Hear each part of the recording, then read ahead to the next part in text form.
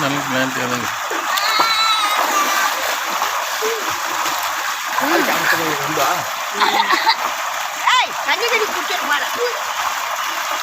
வேணா தண்ணி இவ்வளோ நிற்குதுங்க.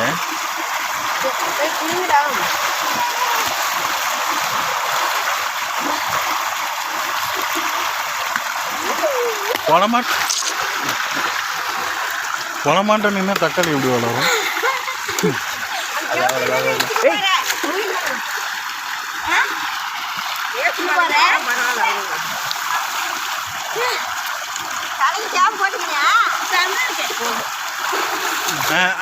பைப்பில் தலைவிடு.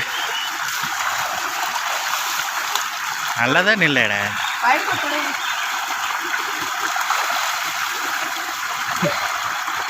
இறப்பாடு குளிப்படுற மாதிரி இருக்குதுக்கா.